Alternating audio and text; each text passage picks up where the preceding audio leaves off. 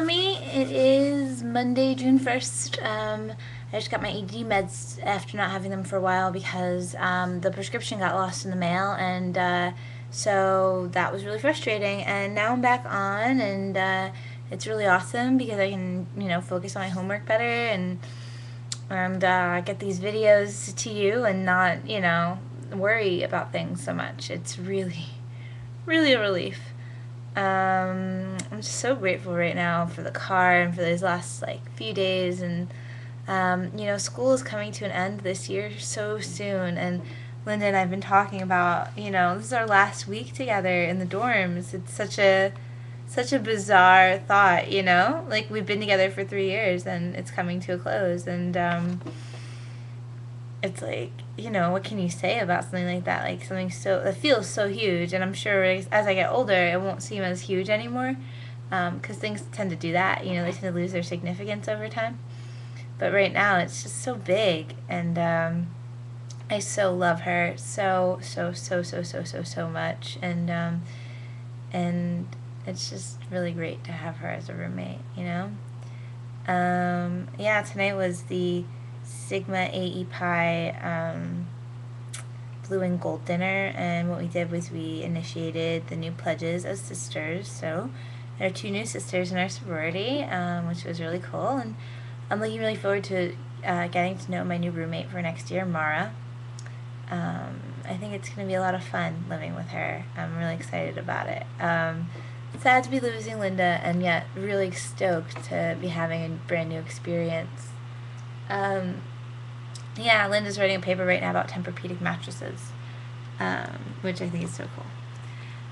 She's actually not here right now, but she's studying. I'm doing a play on Sunday. Wish me luck. And I'm doing a scene in my acting class, the one that I take in Hollywood, and it's at the Ivana Chubbuck Studios, and I really liked auditing Ivana Chubbuck's class. Like, she seemed like she really had something I could learn from. But the beginner teacher that I'm with right now, I don't feel like he has anything to teach me, and I feel like I just have to keep, listening to see. But it's like just common knowledge that acting teachers don't really deal with blocking or like the movement on stage. They just deal with the acting, and it's like I watch scenes go up, and the first thing he's dealing with is how they're standing, and when they take off their jacket, and when the right time to move this 1 foot over is, and it put me off a little bit, I'll tell you the truth.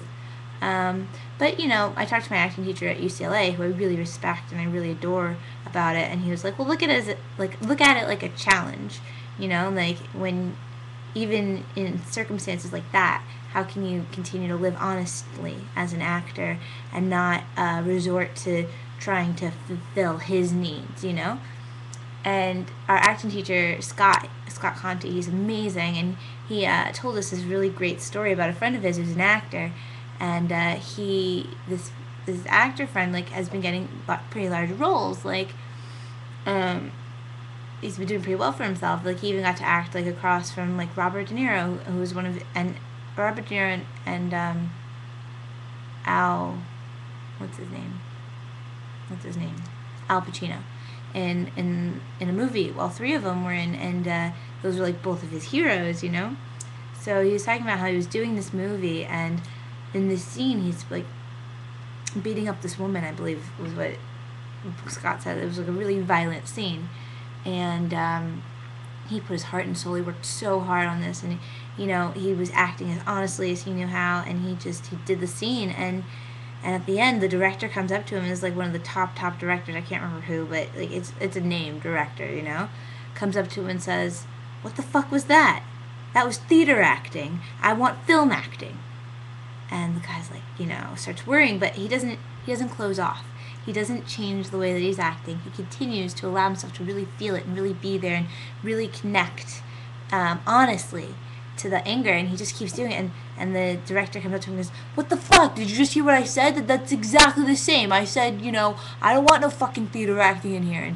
And he just keeps, he's getting frustrated by this director, and he's like, "You know what? Fuck it. I'm going to live honestly. I'm not going to resort to not living honestly." And he did, and he just kept doing that. And then the makeup guy comes on the set to retouch up the makeup, or the makeup girl, and she says, yeah, the director really likes what you guys are doing. And it turned out the director was just messing with his head. He just kept saying all that stuff to mess with his head.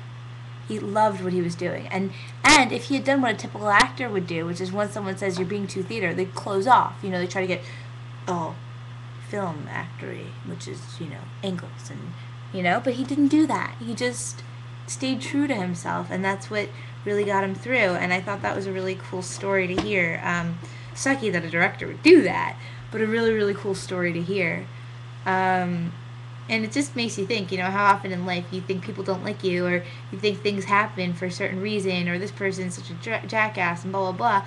And here's an example of someone who you would think of as being a real, jerk, but he was doing it to get the product of a good movie, and he loved this man's acting, and he treated him nicely for the rest of the shoot, over the next few days, and said hi, and he was like one of those directors that doesn't say hi to people, and I just thought that was a really, really cool story. Yeah. So I'm really excited because my acting teacher, Scott, was saying he'll offer us an acting class this summer. And he's just amazing. He was there when I was at Santa Monica High School, and I was taking classes in Venice with I was taking them with Marilyn Fox, Gar Campbell, and Scott Conti was the secretary of the class. And now he also auditioned me to get into UCLA, and now he's my acting teacher. And he's just an amazing man, and he just really cares that we really learn something from him, and that he can pass on what he knows. And I just think that he's one of the most genuine people I've met in the acting world. And people like him make me want to keep going, yeah. So I love you, and I will read you a chapter from this book, because I know it's been like forever and a day. Oh, that's upside down.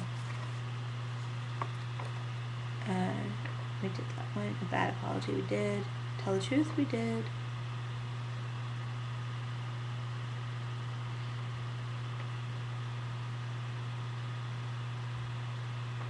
Let me see. I don't remember if we did this one. Let's see.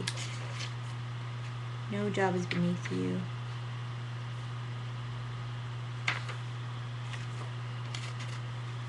Okay.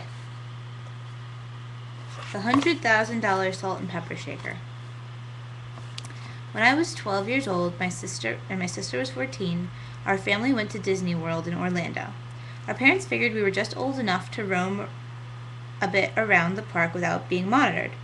In those days before cell phones, Mom and Dad told us to be careful, picked a spot where we could meet 90 minutes later, and then let us take off.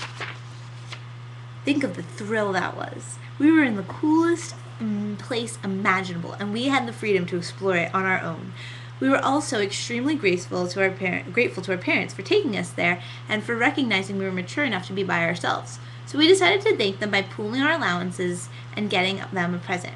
We went into the store and found what we were considering the perfect gift: a ceramic salt and pepper shaker featuring two bears hanging off a tree, each one holding a shaker, and skipped up to Main Street in search of the next attraction. I was holding the gift, and in an instant it slipped out of my hands. The thing broke on impact. My sister and I were both in tears. An adult guest in the park saw what happened and came over to us. "Take it back to the store," she suggested. "I'm sure they'll give you a new one." "I can't do that," I said. "It was my fault. I dropped it. Why would the store give us a new one?" "Try anyway," the adult said. "You never know." So we went back to the store, and we didn't lie. We explained what happened. The employees in the store listened to our sad story, smiled at us, and told us we could have a new salt and pepper shaker. They even said it was their fault because they hadn't wrapped the original salt and pepper shaker well enough. Their message was our packaging should have been able to withstand a fall due to our 12-year-old's overexcitement. I was in shock. Not just gratitude, but disbelief. My sister and I left the store completely giddy. When my parents learned of the incident, it really increased their appreciation of Disney World. In fact, that one customer service decision over a $10 salt and pepper shaker would end up earning Disney more than $100,000. Let me explain. Years later, as a Disney Imagineering consultant, I would sometimes end up chatting with executives pretty high up the Disney chain of command, and wherever I could, I would tell them the story of the salt and pepper shaker. I would explain how the people in the gift shop made my sister and me feel so good about Disney, and about how that led to my parents to appreciate the institution on a whole level.